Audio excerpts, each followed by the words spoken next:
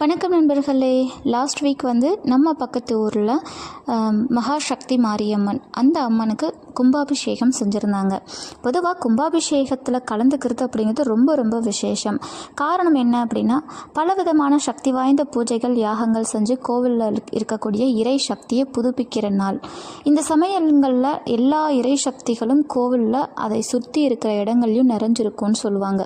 கும்பாபிஷேகம் நடக்கும் சமயங்களில் அந்த இடத்துக்கு 33 கோடி தேவர்களும் தங்களுடைய ஆசிகளை வழங்குவார்கள் அப்படிங்கிறது நம்பிக்கை. அந்த ஆசிகள் அப்படிங்கிறது கும்பாபிஷேக விழாவில் கலந்து கொள்ளக்கூடிய நமக்கும் கிடைக்கும் அப்படிங்கிறது சாஸ்திரம். கும்பம் என்ற சொல்லுக்கு நிலை நிறுத்துதல் அப்படின்னு பொருள். கும்பாபிஷேகம் அப்படின்னா இறை ஆற்றலை கலசத்தின் வழியாக கோவிலில் நிலை நிறுத்துதல் அப்படிங்கிறது தான் சரியான அர்த்தம். இதனால தான் கோவிலுக்கு போனதும் முதல்ல கலசங்கள் அமைக்கப்பட்டிருக்கும், கோபுரங்களை வணங்கணும், அதற்கப்புறம் கொடிமரத்தை வணங்கிட்டு அதுக்கப்புறம் தான் நம்ம கோவிலுக்கு போகணும். இதுதான் சரியான முறை. இப்படி தான் கோவிலுக்கு போகிற வழக்கம் நமக்கு இருக்கணும். பொதுவாக ஒவ்வொரு கோவில்லையும் 12 ஆண்டுகளுக்கு ஒரு முறை இந்த கும்பாபிஷேகம் அப்படிங்கிறது வெகு விமரிசையாக நடக்கும்.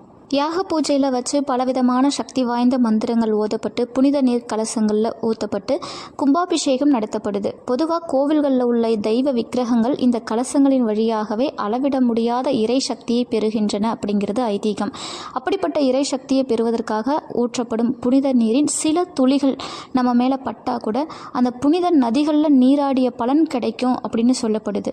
எப்போவுமே பக்கத்தில் இருக்கிற கோவில் எவ்வளோ குட்டி கோவிலாக இருந்தாலும் சரி, பெரிய கோவிலாக இருந்தாலும் சரி, கும்பாபிஷேகம் நடத்தப்படுது அப்படின்னா கட்டாயமாக அந்த கும்பாபிஷேகத்தில் நாமும் ஒருத்தராக பங்கேற்றுக்கிறது அப்படிங்கிறது ரொம்ப ரொம்ப விசேஷம்.